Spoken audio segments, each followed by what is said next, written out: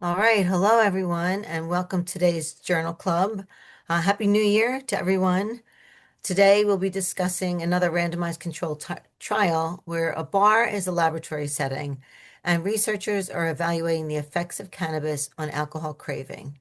It was published in the American Journal of Psychiatry by Jane Metrik. Oops.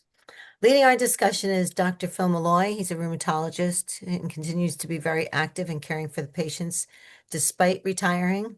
Dr. Jehan Marcoux, a cannabinoid researcher and owner of Delaware Analytical, a research lab. And Dr. Kamen joins us usually sometime after he's in the middle of seeing patients at the moment. He's from Jefferson University. I'm the clinical director of Moss Rehab, a physiatrist, and is a member of the PA Pain Society.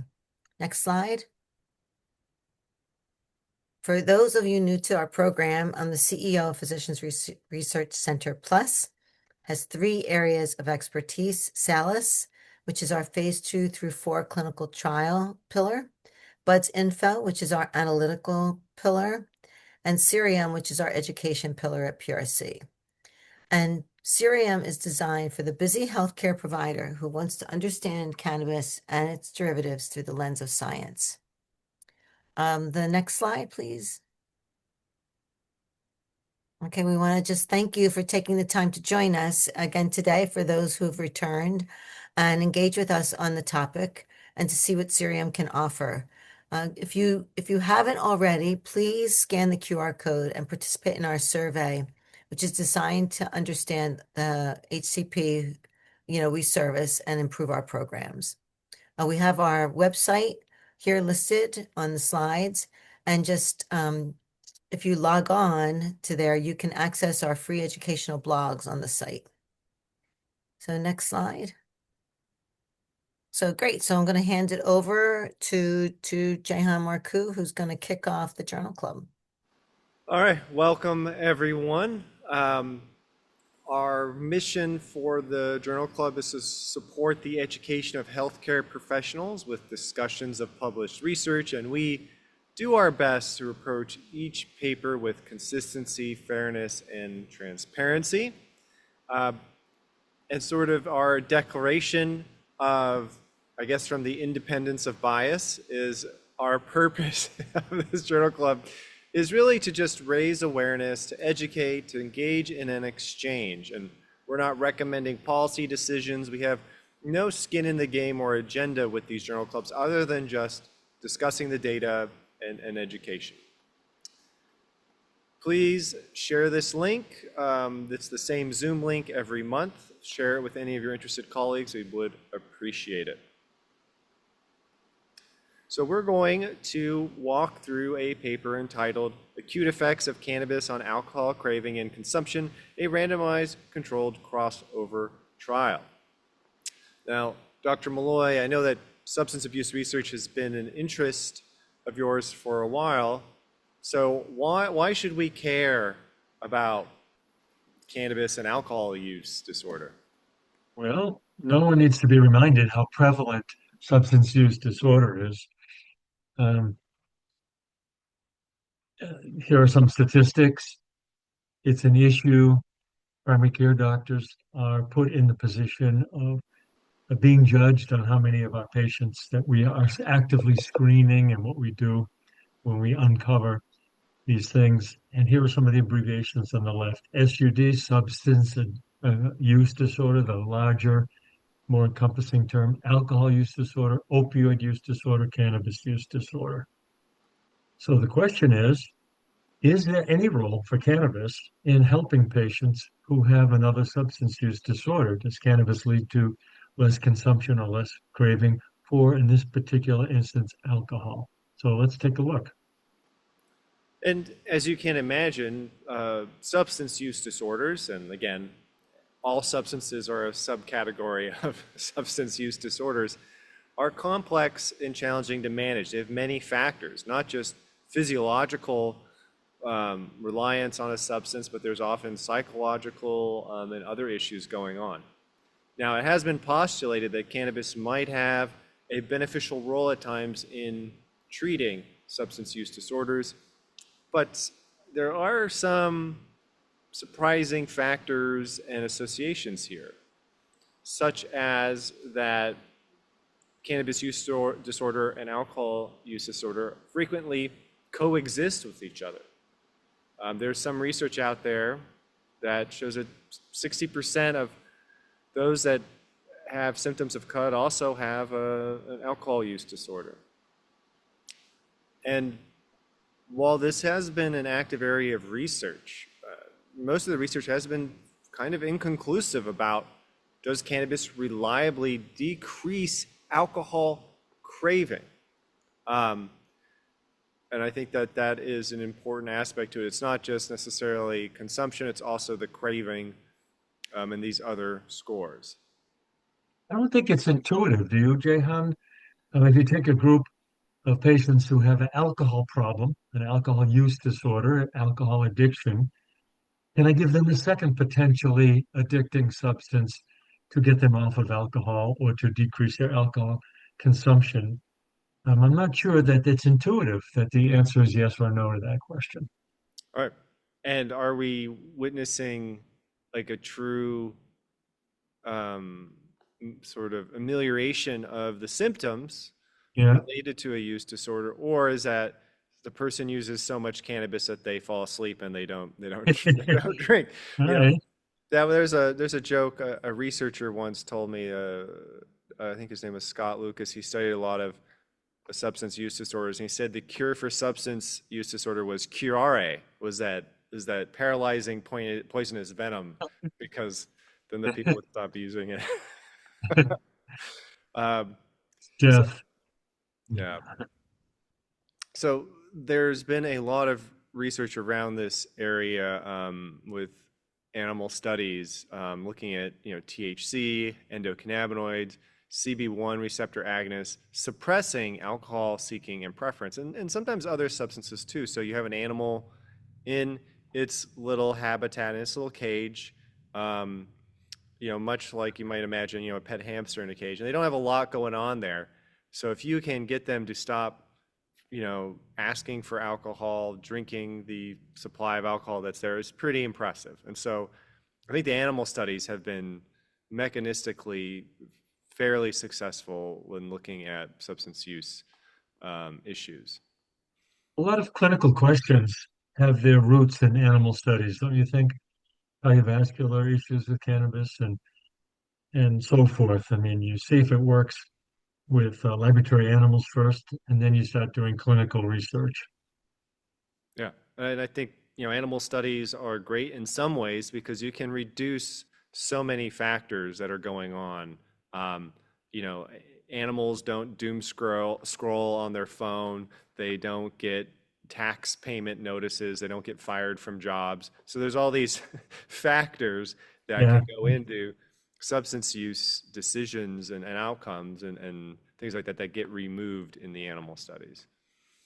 And there's been some small studies out there. There's actually been sort of a large number of, I don't know, Teresa, if we call them epidemiological studies, maybe just observational work, in this area of cannabis as a substitute for other substances. And so opioids and alcohol, I believe, by far the most well sort of studied or surveyed.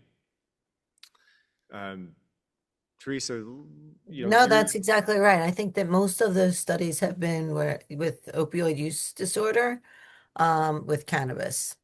Uh, like bridging them, trying to wean them off of their opioid using cannabis and putting them on buprenorphine, things like that. So, yep.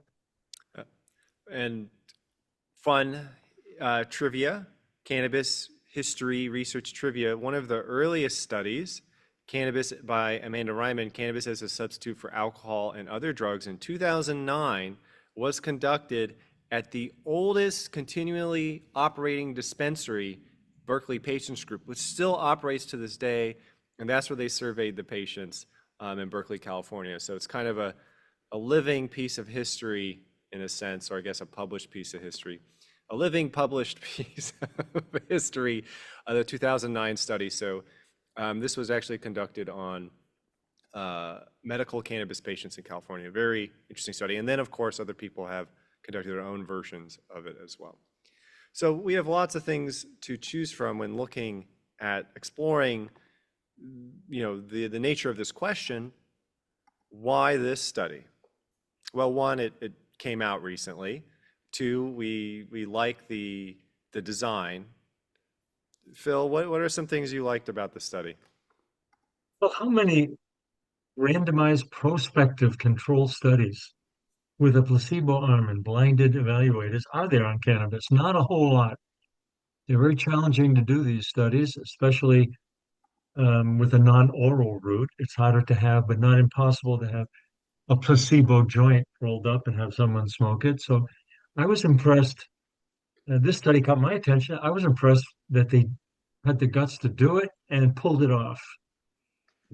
I There's a placebo arm. It was double blinded. The patients, the subjects, which we'll see in the flow chart coming up, didn't know if they were on a placebo or one or another dose of THC in THC joints. There were many endpoints, and it's a relevant topic. I mean, substance abuse is huge, alcohol and opioids both. If and there's a role for cannabis, yeah, what happens when they collide all in right, a consumer setting pharmacologically? And I yeah. love that they asked the question, what happens to decisions about alcohol when THC arrives first? So for me, that timing was very interesting. Um, versus like have a few drinks and then let's give them cannabis and see what happens. Let's have them use cannabis first and then see how their alcohol decision making occurs. Yeah, I think that that's what's unique about this, right? So that's what I would say is an unmet need in the literature. And so they've sort of filled, you doing this study, there's still a lot of unanswered questions, right? And you can't do everything in one study. It's just impossible. So they did address this, which I think is very important. And just to set you up for a slide that's coming on methodology and study design is, we can all smoke the same amount of joints or drink the same amount of alcohol and have different effects. That's been well demonstrated. And so one feature of these intervention studies is they called ad libitum consumption. Drink until you have the effect you want. Smoke this joint until you have the effect you want. So one person gets that at one dose, one person gets it at another dose.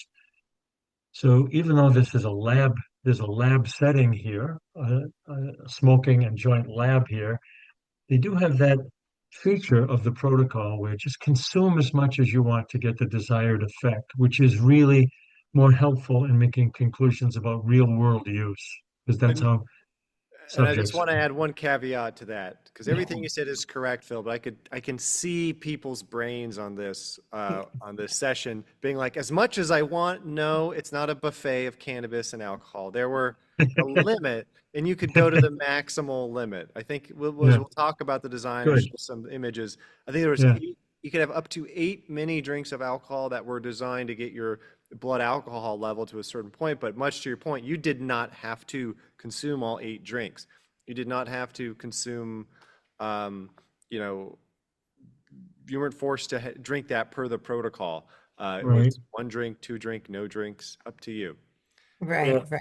So And I think that that's an important factor. But you can't, like I said before, you can't collect everything, and there's so many things that can contribute to Mhm. Phil's points. How many, like your dose effect when you're doing these. So let's go into the paper. I think it's important to keep Yeah, moving. I think yes, it's the usual inclusion and exclusion criteria. It had to be a regular user or abuser of alcohol, and you had to um, use cannabis at least twice a week, and you had to have a positive THC screen. You had to be an active user, in other words. which is a very Unstable. rare thing in studies. Most of the time, doing cannabis studies, you can't test positive for Yeah, cannabis and be included in the study. So they got and some qualified people here, which I think in yes, many ways probably makes the study, I mean, in some ways less risky because you have people who are experienced with the effects of the substances, not completely naive people getting dosed and not sort of familiar with what to expect in an unfamiliar setting. That no one has ever been in their makeshift lab bar before. So this is a very unique setting. So I let's like go. the Yeah. age. I like the age restriction too, 22 to 44.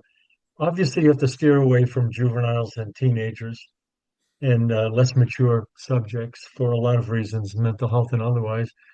And they did not have an interest in looking at geriatrics or really older people. So they looked at people in whom cannabis use disorder and alcohol use disorder was most prevalent, and that's the age group they studied. The exclusion criteria are obvious. Um, People have uh, contraindications to using cannabis or THC, or using other toxic and illegal substances. And there's the study design, double-blind crossover, 3 sessions. You'll see more about that in the upcoming So let's slides. walk through the flow diagram real quick so we know just sort of how this study was designed as we go in. Because once we go into the data, some of the data slides are a little confusing, but if you can just remember this simple map, you'll be okay. Um, but they assessed over 250 people. They excluded some that didn't meet the baseline requirements. Some completed the baseline assessment. Then a total of 157 ended up being randomized to their 3 groups. And you can see session 1, session 2, session 3. So you had some in placebo, some getting the Bud Light, the 3.1% THC, and some getting the whopping 7.2% THC. And all of this was, again, supplied by our friends at the University of Mississippi NIDA Cannabis Farm. And all of these products were primarily THC dominant with less than like 0.2% CBD in them. But you can see that, let's just say, first session you got a placebo cannabis cigarette. You might then cross over in session 2 to the 3.1 or the 7.2. And likewise, you might then cross back over to the placebo or cross back over to 3.1. So you weren't sure what you were getting before getting exposed to the open sort of alcohol bar in the lab. Yeah. And so they try to keep the numbers balanced and give everyone a chance to be sort of in each group. But I guess if it was randomized, you might end up bouncing between the placebo, or you might end up constantly bouncing between Yeah. potency and never get a placebo. Yeah. All right. So that is how the study flowed. So let's talk a little bit about the design. This is not a picture of their alcohol bar. This is me asking an AI platform to generate what it thinks the bar would look like based on the paper. So the researchers did not publish a picture of their lab bar, which they had a mock lab bar. I can understand why they wouldn't post a picture of it, but I cannot forgive them for not posting a picture of it. But everything, tried to represent all the details here. But basically, subjects could drink up to 8 mini drinks of their choice with basically the total alcohol available designed to raise their blood levels, or receive $3 per drink. And I thought that we discussed this when we huddled up about this paper. And I was like, I thought bar drinks cost like $20. And they're like, oh, that's because you lived in New York for a while. I was like, $3 is happy hour prices. So I think it's important to think about why they chose that price point. It does come from other studies, but I think one of the obvious criticisms, I'd say, well, if you increase that dollar amount, surely more people might just take the money and not the drinks. Yeah. The point is that some people took the money, as you'll see, and didn't drink when in the bar lab setting. And these are VFW bar prices, Jay Hunt. Okay. Yeah. Um, and so these endpoints, Phil, let's talk just a little bit about the endpoints. So, Yeah, it's on the next slide. And by the way, um, back to this $3 per drink. More than a third of these people, university students. I think, something like Yeah. that. Yeah, no, So, it was 16%, 15.9 All or right, something. all right, Yep. Yep. okay. so $1 for, an average person is like $7 for a university student, All right? Like, right, yeah, it might have I been enough to. yeah, if when I was in grad school, I would have taken just the money. I would have taken the Yeah, money. Um, it's an interesting aspect. Uh, so just to remind everyone, they had these three arms. They had these primary endpoints, which included an alcohol craving questionnaire, a subjective alcohol urge endpoint, and also choice tasks in the bar lab with, basically neutral cues or active stimuli cue settings. So in a neutral room versus a room with a lot of cues, like, we kind of saw in that picture, there's a bar, there's liquor bottles, there's someone pouring drinks, there's maybe the smell of alcoholic drinks. Um, so that there's these cues that might stimulate, sort of like the Pavlovian response. You smell onions and garlic cooking in a pot, you start to get hungry and think about food. and they recruited intentionally people with alcohol problems, people who were susceptible to those cues. I want to talk about number two below and exactly how they did that. Their scale, because it was not published anywhere else. It's unique and invented for this study. So how do you ask a subject about alcohol urge? Well, here's what they did. I have an urge for alcohol. I strongly agree. I somewhat agree, and so forth. You had seven choices, one through seven, and they were weighted. So that's exactly the words they use. I am experiencing an urge for alcohol right now. And they had to choose one through seven. So just going through some of the methods before we get into some of the figures and graphs. These are biological and clinical metrics. And so at different time points, they might take blood or urine, they might run a pregnancy test, heart rate, blood pressure, subjective effects about alcohol, cravings, or cannabis effects. Um, it's kind of like, if you consumed cannabis and you had a friend at the bar constantly asking you, "Do you feel anything? Do you feel anything? Do you feel anything?" uh, uh, Well, I want to point out that this is a smoked inhaled product in this study. Unlike last month or the month before, they were oral products. That's why there's a time period at 12 minutes because they're inhaled. And I'm sure everyone's familiar with the pharmacokinetics of the blood levels and the effects of cannabis, whether it's by route of administration, very different oral from inhaled. There's an early time period because this is inhaled. yeah, and there was a lot of baseline stuff done prior to the session. So, at the start of each session or kind of day, there would be urine drug test, alcohol breath analysis, carbon monoxide test, cannabis and alcohol withdrawal assessments, the pregnancy test beforehand, blood samples collected. Then participants got a standardized lunch. Lunch was included in this study. And then you would complete your pre-smoking sort of assessments and then smoke the assigned cannabis cigarette, placebo or active, and then go through the cue reactivity procedure and a 2-hour window with your alcohol choice task. And so, as we mentioned, there was a neutral stimuli. They were presented in a neutral room. You can just imagine, again, just sort of maybe a generic warehouse space like this. Um, and then there was a more active one where there was sort of a simulated bar environment, where I wish we could see what that looked like, but we can use our imagination for what a lab bar might look I like. don't have a choice. Um, so three things. So we're going to tell you the punchline first. So Phil, do you want to walk us through the three main Yeah, things that so the researchers the showed? primary endpoints were three endpoints: the ACQ questionnaire, the subjective urge I just mentioned, and the bar lab. And the bar lab had two endpoints in the bar lab.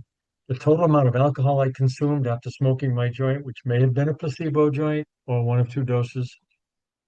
And so the total amount of alcohol I would drink after that, and the time to the first drink.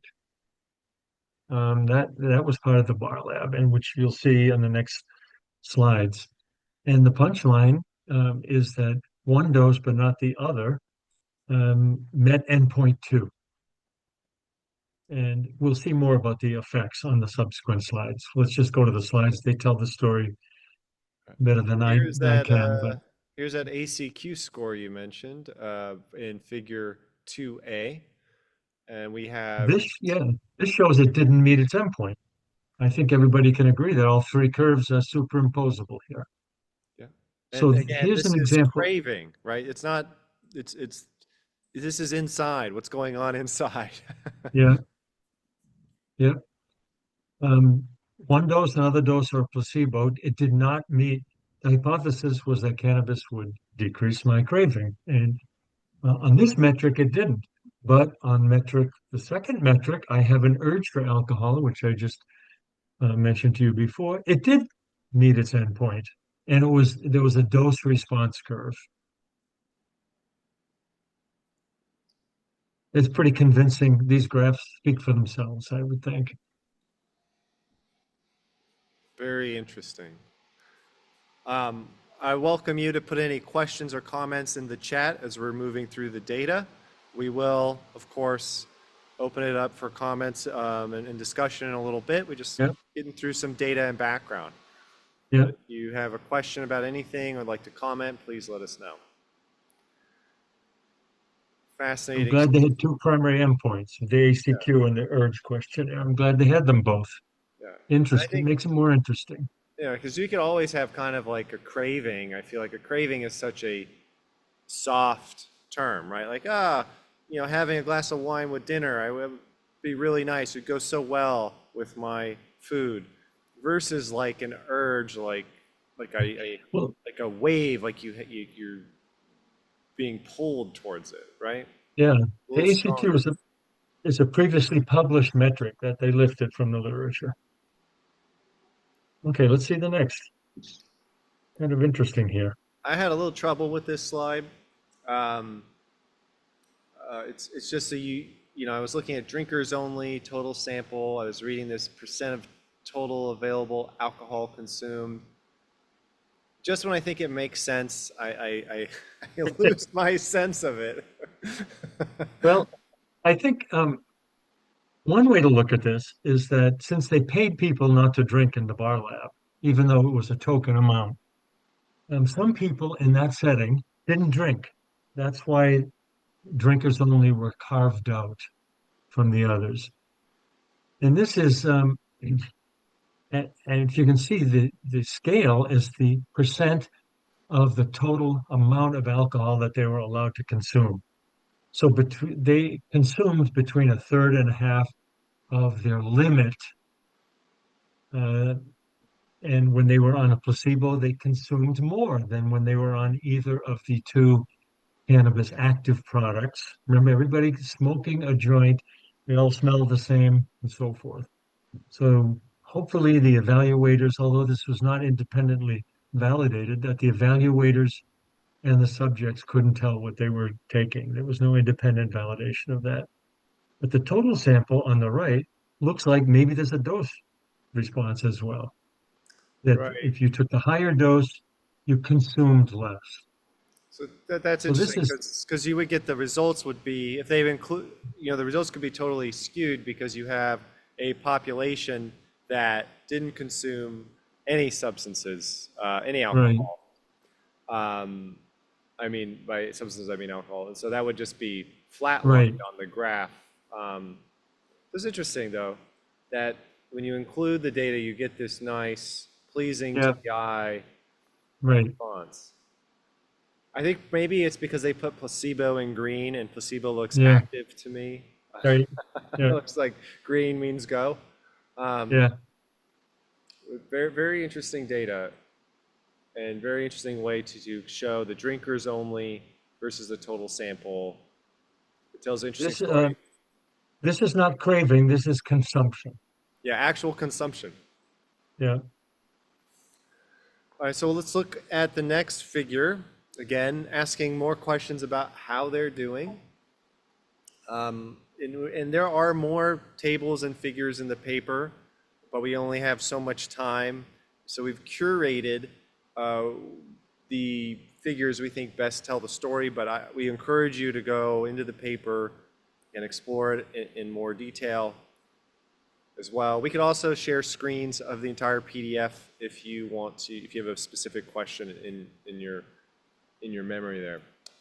I want to point out on the slide that the two bullets above the graphs are highlights of the findings and results that are not illustrated in the graphs below. So they're separate points. So these two bullets tell one part of the story, and the two graphs below tell another part of the story. How many people experienced anxiety while they were blinded and the assessors were blinded, and it was related to higher THC. And they were more anxious. And it was at the 12-minute point when the blood level was peaking and the brain effect from an inhaled product was peaking. And how many people felt relaxed is on the others. So if you have an interest in these subjective endpoints, which relate to side effects as well, of course, you can look at the rest of the graph. And if you look at the kind of scores, maybe it kind of makes sense because I was looking at this like 12 minutes. Wow, at 12 minutes there's an increase in anxiousness and an increase in relaxation, but you have to remember that Yeah, these could be different people responding to these different points. right. This is a one dose in one person is tolerable and is not tolerable in another. But I found that the feelings of relaxation by the hour mark had kind of started to overlap with everybody, which was interesting. Yeah. All right. And I think the next slide sort of summarizes what we think are the highlights of the results. The intervention, meaning active cannabis at either dose, suggested a dose response curve on the craving questionnaire. And overall, it met some, but not all of its endpoints. So ponder that for a second. I wonder, does that affect how you view this study? That if you use one metric, it met its endpoints. If you use another metric, it didn't meet its endpoints.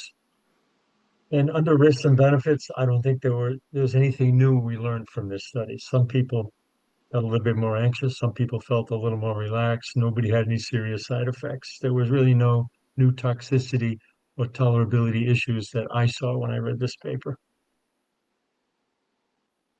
Yeah. I feel that for me, the big highlight was the separation of just what people said and what they actually did. And I thought that was, that, and then of course you're not going to meet all the endpoints. People could still have a craving, but not consume. And so, Right. but I definitely feel that it did meet some very interesting endpoints. And uh, let's see, yeah. Moving on to our summary as we near the end of the presentation. I encourage you to stay on if you can. We do have a post-survey questionnaire about this study. We'd like to get your feedback on your thoughts. But in summary, this is, as far as we could tell, the first placebo-controlled randomized trial of the acute effects of cannabis consumption on alcohol craving and alcohol consumption in individuals who are experienced with drinking alcohol and using cannabis. And they use two different doses or percentages or concentrations or varietals of cannabis. And they found that it actually could decrease alcohol consumption, increasing the latency to drink under controlled laboratory settings. But But it was but it was blinded. They didn't know what they were getting. They could have been on placebo for all they know. So I have an urge for alcohol, that's craving, and when my hand reaches out for that first drink, that's latency, time to first drink. And both doses had positive results in the lab. Kind of interesting. but absolutely no significant, um, you know, I guess we're saying there was some trends, but we didn't see these strong acute changes in the actual cravings for alcohol. But we On did the see ACQ, on the right, ACQ. before the lab. Yeah. But you don't have to take our word for it. Let's look at what the authors said. And in their own words, the authors summarize the study by saying the findings suggest that smoked cannabis reduces alcohol consumption and conversely acute cannabis deprivation in the placebo condition. It may lead to compensatory increases in alcohol intake. So we don't, I don't know if they really demonstrated that the placebo might cause people to consume more alcohol because they were expecting to feel something and they didn't feel that thing. That bell didn't get rung, so they're going to compensate by activating other neural pathways. So They, these were yeah, they're hardcore alcohol users, but occasional cannabis users. And this study wasn't designed really to look at withdrawal from Right. cannabis. Right. So, Jahan, do you want to pop up the summary? And then I'm going to ask you to do me a favor with this study. And okay. then we can We, have, yeah, we do have a post-session poll that's in what I mean. Yeah. yes. One more summary slide after this, I think. Okay. Okay. Yeah. So the authors go on to say the findings also suggest that individuals titrate their alcohol consumption based on their current state of intoxication to reach a desired level of overall intoxication. Seems intuitive to me. Yeah. Um, the authors also talk about their summary and implications. It would be premature and potentially risky at this time to recommend cannabis as a therapeutic substitute for alcohol or as a harm reduction strategy for alcohol use disorders. Healthcare providers and cannabis product marketing should be cautious about endorsing substitution without clear evidence of long-term safety and efficacy. We have to remember this was one afternoon in a fake bar in a laboratory. This was not out in the real world. This was not tracking people with some sort of ring or monitor and seeing what they're doing. It wasn't looking at people for 3 months. This was just a day in the life of people using cannabis and alcohol. But it was very controlled and it was blinded, But just to play the yeah, devil's advocate. so someone should give them a ton of money to do this for like 3 months. see, Yeah. design a 3 month Yeah. study, 6 month study, see what happens. Yeah. And that brings us to the strengths and weaknesses. Again, we're not saying the study is bad at all. And again, some things are just natural limitations of doing a study, and it's good to be reminded of them. But some of the strengths we think is that it was a smoked product. It simulates the real world scenario. We think it was a novel protocol, well done. As we mentioned before, the craving versus urge survey showed different things. They had very clear endpoints, detailed analysis and description of the study project. They had decent sized number of people. I'm sure there's other strengths that you could identify as well, just as there's other weaknesses you might find in the study, right? We could say, hey, they had two great products, but another weakness could be they only had two products. they didn't compare oral THC. They didn't look at super strong cannabis, or they didn't look at vaporization, or whatever you want to throw out there. They didn't look at a hemp beverage compared to alcohol consumption. So again, should there have been a more stricter protocol? Should they have been required to smoke the whole cannabis cigarette or just use ad libitum, as Dr. Malloy talked about? It might be, that might have been a good arm to have. Hey, you have to consume this unit dose of cannabis material. Again, there were perhaps maybe some questions about the effectiveness of blinding the staff to the procedures or who was exposed to what, and that was not evaluated as well. All right, well, as the strengths and weaknesses come up, we can bring them back up, but we do have a short poll, unless Teresa, you have an announcement you want to make at this time. No, while you're doing the poll, I'd like you to bring up the table one. Yeah, so after the poll. So do the poll, and while everyone's filling out the poll, I'd like you to pull up table one. All right, so we have this AUD survey that should pop up. There's 4 simple questions we'd love you to fill out. One, I believe that cannabis has potential for treating alcohol use disorder. This is anonymous. We're not using this for anything but our own sort of discussion, stuff like that. So feel free to respond now. If you don't see it, let us know. The second question is, this publication is convincing evidence and a significant addition to the state of the art regarding cannabis and alcohol craving. 3, as an HCP or whatever you are, health professional, right?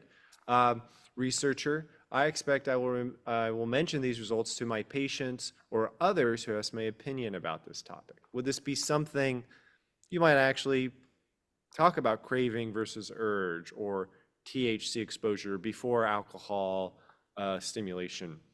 I have concerns about this study meeting some of its endpoints, not meeting others, and the generalizability of this. I agree that I do have some concerns about this. So we have got about half of you responding. So half of you pass today, half of you get a check mark in the little box. The other, okay, now we're getting there, a little more people.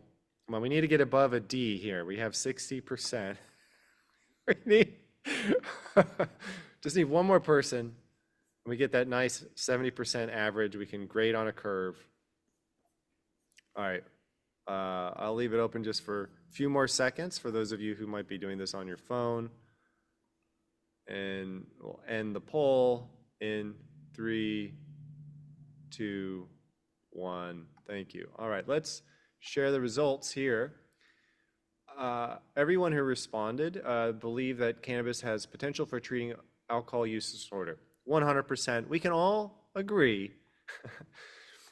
10 doctors agree that.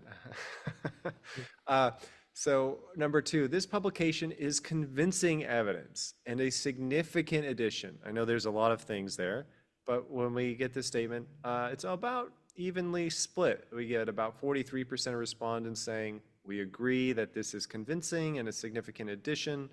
We get a 57% disagreeing that it's somewhat convincing. Maybe it's not that impressive of an addition. Maybe some of those respondents already knew that this maybe was expected.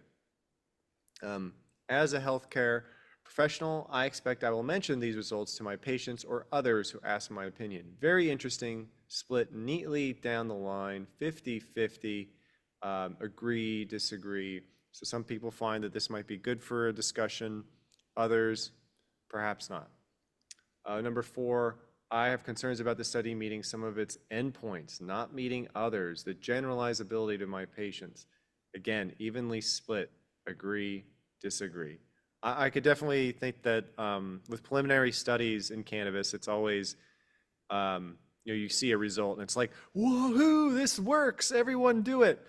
So there could be a little bit of perhaps trepidation or caution there when discussing results that could have huge changes on people's behavior or expectations.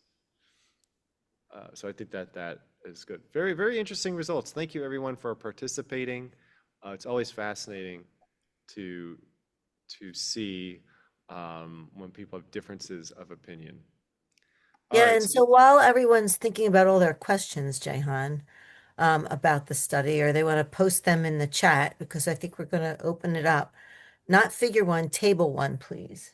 Table 1. Yeah, you We might don't have to pull up the paper. Oh, I gotta do work now. That's why I gave you a heads up. Table 1, please. All right. Gonna So use this gives everyone a little bit more time to All right, I'm actually. gonna use all my presentation skills today. All right, let's. Oh, that's a pretty nice picture. There we go. Yes, I'm lost in the woods. That's why with this study. All right, let's see if this pops it up. Yep, that did. Yeah, there you go. There it is. All right, so this is the table Okay, you want to. can you make it bigger? Perfect. Okay, so I have So I tell think us it's what the figure is. The table. okay. No, it's a table. So table 1 is the characteristics of the participants in the study. And they put everyone together. So remember that there were three groups. Typically, when I do any kind of table, when I present my data, I may have the overall, but I always stratify them by the what they were randomized by. So you would have those three groups. And so you could see if there were any real differences between those groups that might actually confound the results. So that's like the top thing for me. I'm surprised that it even got through the review because when I review papers, I always, that's my biggest comment back to authors is to stratify, at least as a supplemental table. Um, because then you actually get to see, they could do additional analyses. They may actually be doing that because you can see like, um, were the groups that were in the higher THC, did they use actual more percent cannabis use days? Like, what's the background of these participants in the study by what they were randomized to. I also wanted to say, like, Phil kept commenting about their heavy use. So here's their, again, it's the overall percent alcohol use days is 41. Average drinks per drinking day is 4. And then their percent of heavy drinking days is 17.8. So it's and then co-use days is 36. So there's some interesting background information on these participants. That's all I wanted to highlight. Phil, I don't know if you want to add any more to that before we No, open it for discussion, yeah, but just going down the bottom, 76% met cannabis use disorder diagnostic criteria and 43% alcohol use disorder. right, I think it's right. So important to that's, say, well, if you use cannabis almost every day, you will score. The cannabis use disorder spectrum is a spectrum, right? So you could have mild, moderate, or severe, but we don't really know where people landed on that. They no, we don't. No, we That's a, don't. And that's exactly right. That's why it would be important if they stratified it to see because they did randomize them. And if they randomized them, was randomization really held with the groups? That's how you test it. Because if you have more than one in a certain group, it could actually yeah, change the right. results. If you had an uneven mixture of people who had mild, moderate, and severe use disorders, it could, or it could skew the results. It could change the impact. Like if we're looking at people who all score mildly in alcohol use disorder, maybe these results aren't that impressive. But if they're more on the severe side, maybe these results are more impressive Exactly. and So are I say that they have really great data. Hopefully they're still analyzing some of it and we'll see another paper that might have the stratification of the groups. yeah. So, And I, here's a I fun would, tip, real quick, is that if you get a hold of this paper, even the abstract, there's always a corresponding author. So you can send them your thoughts. You can be like, hey, we saw this journal club and I have some yeah, questions. Feel free to email the author. Say, some of them really like it when people reach out and say, I they read your do. work. They're from Brown University in Providence. That's where this yeah. paper is from. And we have So some comments, Jahan, we have some comments. uh, Ooh, my favorite. I Um, want to yeah. throw one out too, though. Um, Cannabis use disorder and alcohol use disorder are not driven by how much I'm using or how frequently.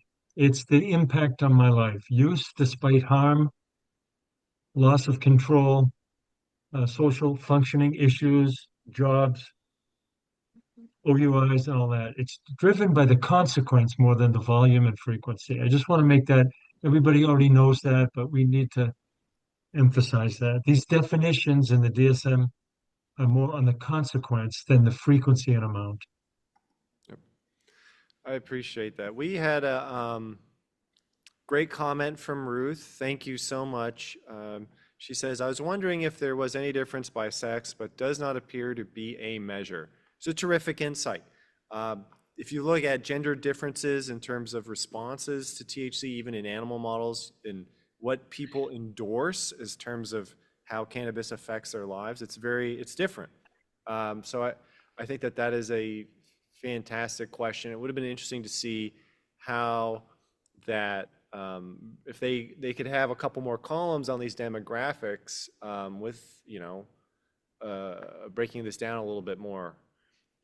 when it comes to things like cannabis beverages, THC beverages, females have actually rated them higher than males, and especially lower dose products and certain product formulations, which is very interesting given the interest in THC beverages lately.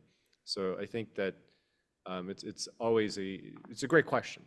I also really liked your idea, Teresa. The more I think about it, the more I'm like, yeah, how many people were in the got 3.1% THC, and what did those people, what were their demographics, and how many people got the heavy cannabis, the 7%, the whopping dose of cannabis?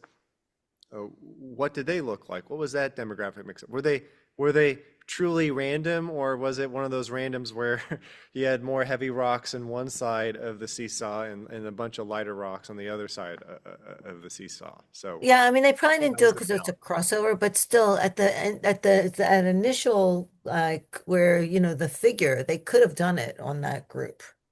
Yeah, so we have a question probably for you, Teresa, to put your epidemiology hat on.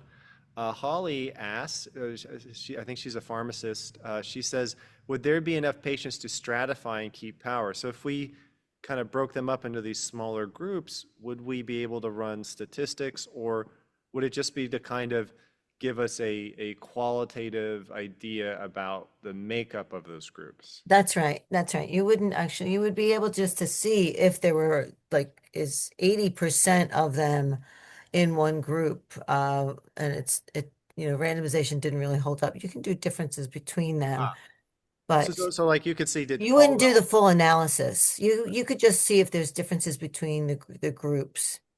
right. So did all the students end up in one group by accident through Right, random right. probability? Exactly. All right. Okay. Exactly. But you wouldn't do the full study with like the outcomes necessarily. You just because if randomization held, then you know that the results wouldn't be confounded. But if like the randomization, if there's a group that's skewed, if they wanted to do a model in the whole group, then they would have to adjust for it. So But great question, great clarification. I love it. All all good stuff, and just wonderful comments. This is why yeah, no, I thank you. love I these mean that journal clubs. Is you get people who, you study this paper for a couple weeks, you get together, you put together a presentation, and people have these great insights just from looking at it. And it's funny because I've been staring at this paper for like every day for 3 days. Didn't didn't think about those two questions. Really, really great. All right, well, we're nearing the end of our time together for this journal club. We're happy to answer any questions or explore this paper more with the time we have left. But I do want to go back to our PowerPoint.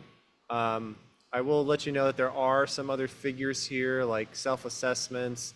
There are some additional tables in this paper that you can look at if you can get a copy of it wherever you access your papers. I encourage you to take a look at it. And let me go back to our PowerPoint. I just want to find it again in all my screens. And here we go. So we were talking about primary endpoints. And let's go to the end here. I just wanted to let people know that this is an active area of research. These are titles of papers. Simultaneous alcohol and cannabis use is associated with daily consequences reflective of alcohol use disorder symptoms. Observational study. There's lots of observational study. There's CBD, mitigating alcohol dependence and withdrawal. This is looking at chronic CBD administration. There's stuff looking at CBD with alcohol use disorder. We'll be looking at a CBD study next month. We thought this was the perfect article for what some people call dry January. And next month, we will be, I'm just going to jump ahead, we will be looking at CBD and liver enzymes elevations in healthy adults. So I guess January and February are all about the liver. Or that'll be our next paper. It's published in JAMA. And we're nearing the end of time. So I don't know if we have time for some of these discussion points, but I'll leave them up there for folks that who are clinicians who are just looking for some primers, some prompts for thinking about this paper, for applying this paper. We do put all of these recordings on YouTube. If you're keep an eye out for them. Thank you everyone for attending. We appreciate it. Yeah, thank you, everyone. Happy New Year. Hope to see you next Happy month. New Year.